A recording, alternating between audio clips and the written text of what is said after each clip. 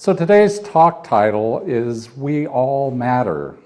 And you might recognize it if you were here last week as the title of the last song, which was so touching. But I chose it for a couple of reasons. One of them is because we all do matter, right? We, as the life that God is and the oneness that God is, we all matter, right? Jesus didn't matter more than Judas. A CEO doesn't matter more than the janitor who cleans at night, right? We all matter.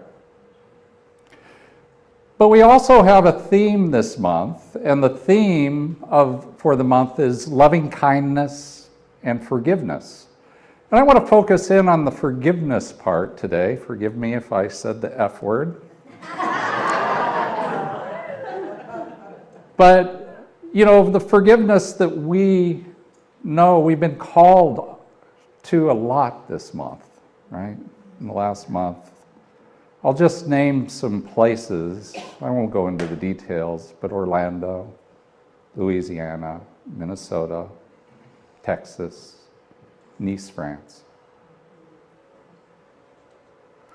They're all places that are calling us forward to be a loving presence and for forgiveness. You know, what I'm not saying is I'm not saying that when we as a community say we want to have loving kindness and forgiveness as our theme, that these events show up, are caused by that, right? That's not what I'm saying. What I am saying is when we say that this is going to be our theme, that we're called forward when it does happen, our attention is naturally brought to that as a place to be called forward for loving kindness and forgiveness. I also think that, you know, when we're in that place of forgiveness, we're really called forward to look at ourselves too, not just externally, but internally, for what it is that we might clean up in our own self. Right? That's always the case when these things happen. It's actually a step that we can feel good about, right? That we can do individually and feel good about. So it is something that we're called for. So I want to start this morning with a tale from a Sufi, the Sufi religion. I'm taking Wisdom of Islam right now in ministerial school. And so there's a tale of a man named Nasruddin who lived hundreds of years ago, and he was a judge in the Middle East. And there, he would go to court each day, and people would come from all over, and they would come to hear his wisdom and his judgment. And one particular day, a woman came with her son, and she had to walk for 2 hours to get to the court. And when she got there, she waited all afternoon for him to, you know, for her time to come up. And when she had her time, she brought her son up with her. And she said, "Oh, Nasruddin, would you please tell my son to quit wanting sweets? He has a terrible sweet tooth. You know, and when we have sweets in the house, he finds them wherever I put them and eats them. And even if I have sugar in the house, he finds it and eats it." And Nasruddin looked at her and he said, "My dear lady, would you come back in a month?" And she was a little perplexed because she'd been there all day and she hadn't seen anybody told to come back in a month. But she did. She walked 2 hours home. She waited a month. She came back, walked 2 hours back. And when she finally, at the late afternoon, got up before Nasruddin, she reminded him of what he had said. He said, "Oh, yes, my son, you must control your desire for sweets. Thank you." And she looked and she said, "Why did you make me wait for a month for that?" And he says, "Well, my dear lady, I love sweets. And before I could tell him to control his desire for sweets, I had to control my desire for sweets." And you know, ministry is a little bit like that. You know, So when I wanted to talk to you guys about forgiveness, I had to kind of go inside and think about forgiveness. So I'm going to tell you towards the end, I'm going to talk a little bit about my own experience of forgiveness. But I want to start with, what is forgiveness? Because I think sometimes we have the wrong idea about forgiveness. You know, when we're little, I don't know about you, I had a brother, and but maybe on a school ground or whatever, this might have happened to you. You know, if my brother came over and kicked me, he was 5 years older than I was, if he came over and kicked me, I might start crying. My mother would come over, and she would say, tell your brother, she'd tell my brother, to tell me that I'm sorry, right? Now, when he would do that, because my mother's standing right there, but I knew that as soon as she turned his back, he was going to kick me again. And then she would turn to me and say, tell him that you forgive him, right? And of course, I would say, I forgive you. But I hadn't. No. But it did also set up in my mind this expectation that forgiveness meant that there was something they were supposed to do, something I was supposed to do. There was this whole chain of events that was around forgiveness. And the truth is that that's not true. When I first came to Namaste many years ago, I went into a foundations class, and there was a week on forgiveness. And that class on forgiveness, the instructor, Reverend Kristen, said that forgiveness is when you know that you're forgiven when somebody, whatever it is, when they have safe passage through your mind, right? Which means that you're not grasping onto them, you're not holding onto them, you don't want to tell them the 27 different things that you've already thought about. They have safe passage through your mind. And how do we get there? Well, we have to let go of that grasping, right? We have to let go of the attachment. And really, what I'll be talking about today is how that is all about judgments. You know, that we have all these judgments that we put on people. And that's really what we're giving up when we give them safe passage through our mind. So why forgive? You know, why go through all the trouble? That's a lot of work. Well, Ernest Holmes, the founder of religious science, says in the Science Mind textbook, he says, from selfish reasons alone, if no loftier reason, we cannot afford to find fault, to hate, or even to hold in mind anything against any living soul. The God of love cannot hear the prayer of one who fails to love. The God of love cannot hear the prayer of one who fails to love. What does that mean? It basically just means that it's not a judgment. It's not God standing up there going, you failed to love. I'm going to not listen to your prayer, right? It's instead it is more along the lines of, we believe in religious science and science mind philosophy that when we are in alignment with that which God is, that our prayers come into being. And so if we are in judgment of other people, if we're in judgment, we're the opposite of the love, which is acceptance that God is. Because that divine love that God is just absolute acceptance. It accepts everyone and everything, knowing that you at the very center of your being is perfect, whole, and complete. So when we want to be in that place of alignment with God, we are actually called to get rid of those judgments, to let those judgments go. Now, ultimately, what we're really saying is that when I'm going to let go of that judgment about you, I'm actually getting rid of a judgment about me. Sigmund Freud tells us, basically from psychology, he tells us that that thing that we hate the most about other people is really the thing that we hate the most about ourselves, right? So if I'm holding a judgment about somebody else, really, maybe, just maybe, we get an opportunity to look inside to say, am I holding a judgment about myself? And now I get to let that go. And how beautiful is that, to let go of the judgments about ourselves? So if I want to release judgments, another way of saying that is allowing, being allowing in our lives.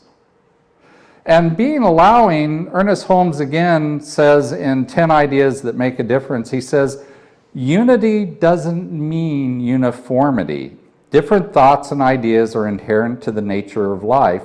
We need this variety, but back of it all, we need a sympathetic understanding of others. A sympathetic understanding of others. What does that mean? It means maybe that we are expressing kindness in our relationships with other people, whether we know them or not. That there's inherent kindness in that.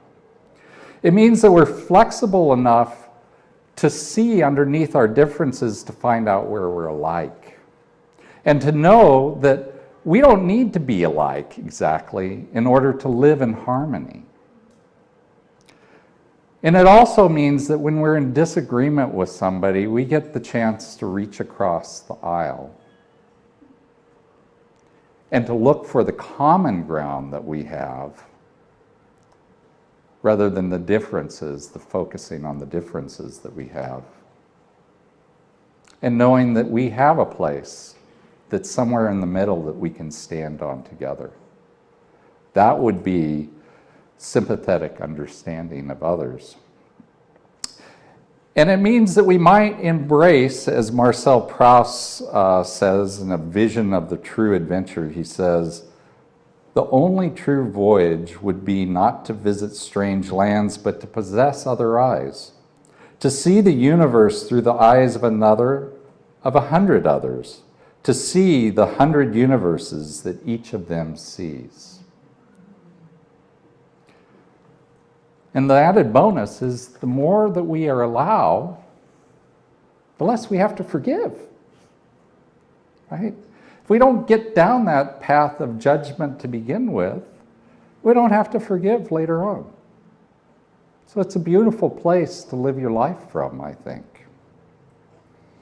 I'd like to tell you a story that I heard on the Moth Radio Hour the other day. I love that show.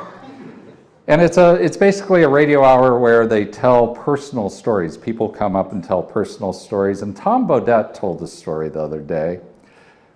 You might know him from the Motel 6 commercials. We'll keep the light on for you, right? What a nice affirmation for all of us, right? We'll keep the light on for you. But he was actually talking about his father from a really very real way. He didn't like his father much, really.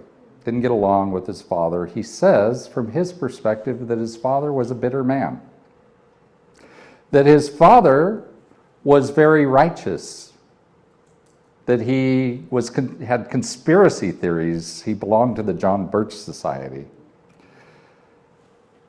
His father grew up in the Great Depression, fought in World War II, and when he came back from World War II, he got an engineering degree, so he became an engineer, lived a decent life, got married, 6 kids.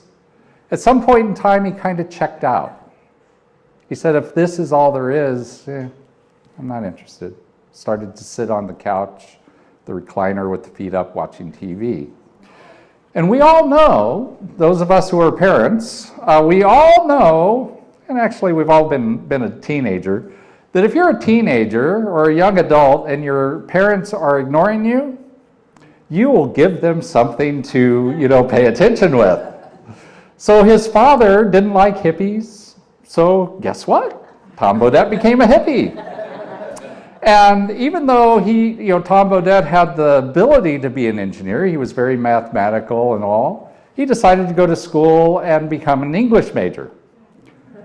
And then nothing would piss his father off more than being a hippie English major who dropped out of college.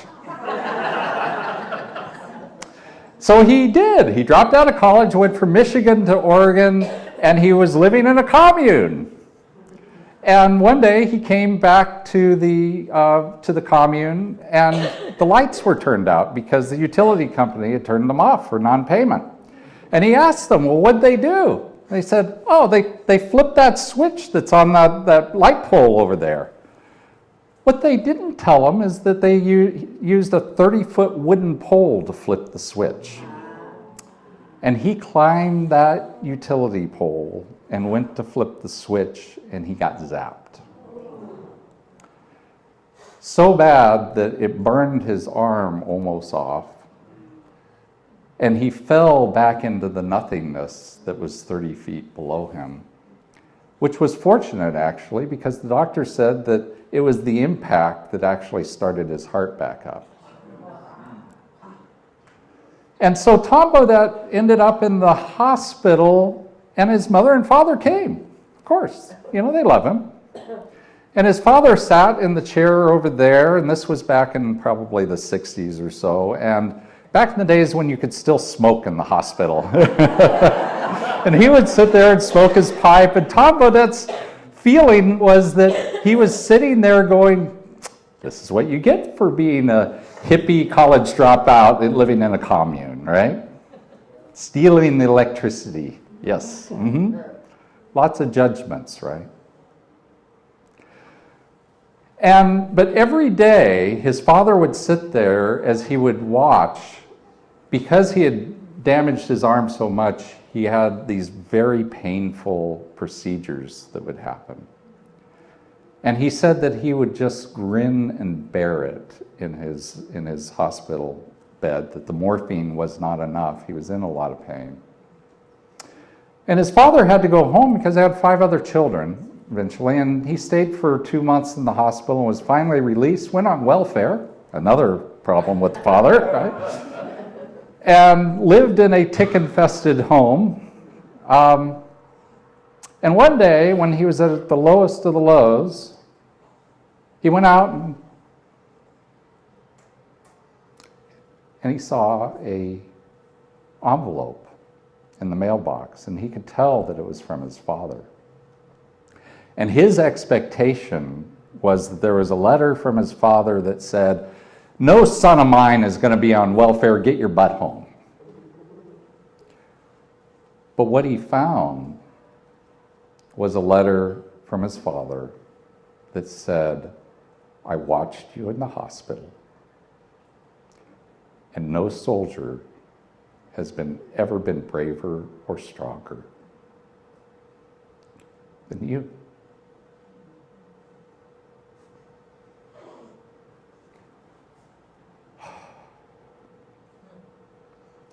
And that allowed him, I believe, to forgive himself. But the thing I wonder is he says in the story that he never told his father how much that meant to him. And I wonder if their relationship was so bitter to the end, if it had been changed. I don't know. But when we have those opportunities, we have an opportunity not just to heal inside, but to heal outside.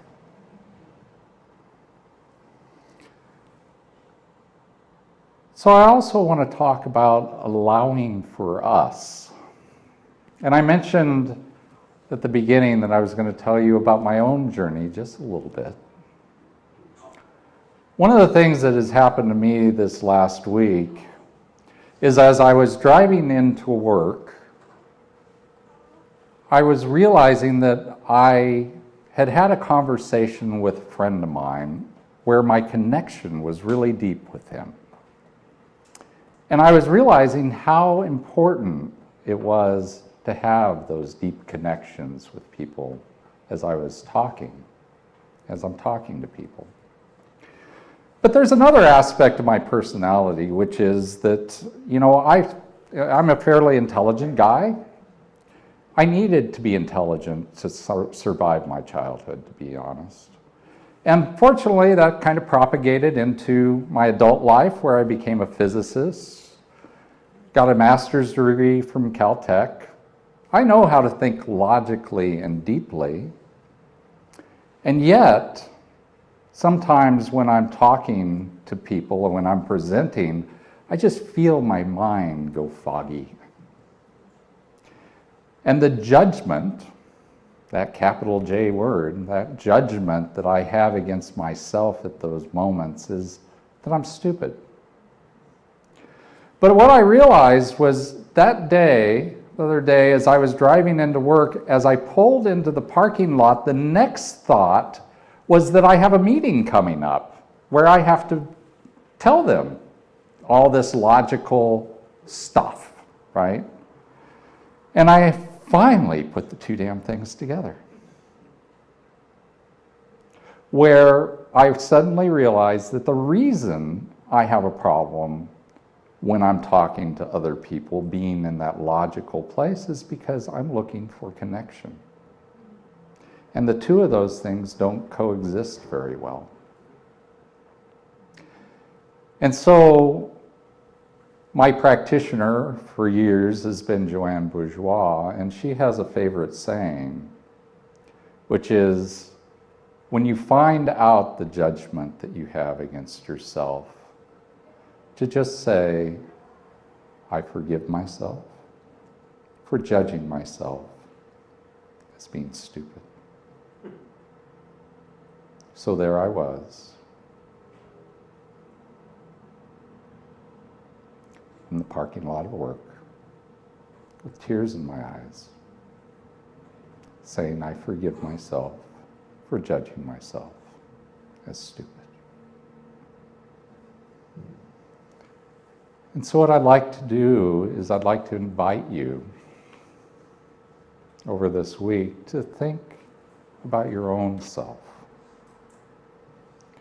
What judgments do you hold about yourself?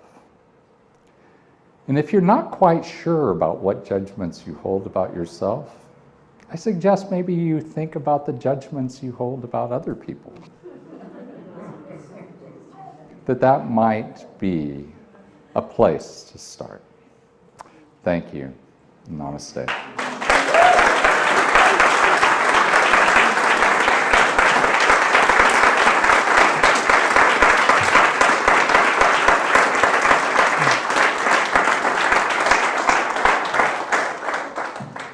So let's just go within for some prayer.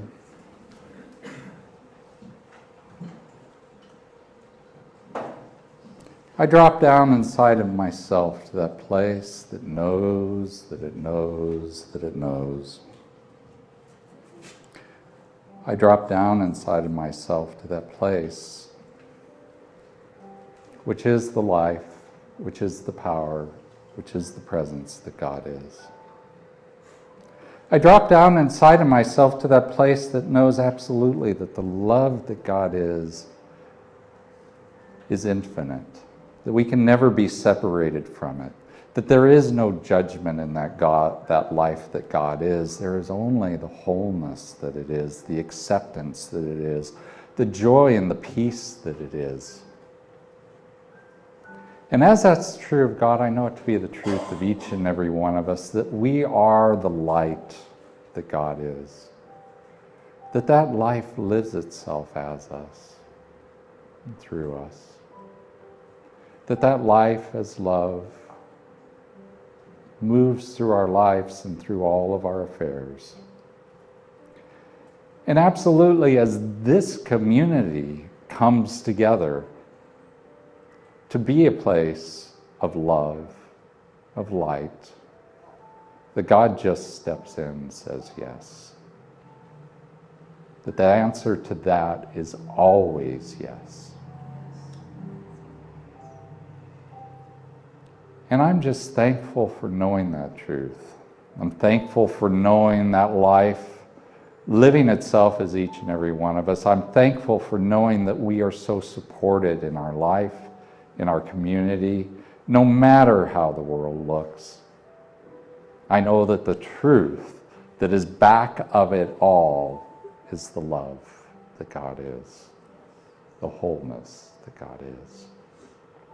And I release this prayer into the law, knowing that it's already fulfilled in the mind that God is. And I say life and God are good and very good. And together we say, and so it is.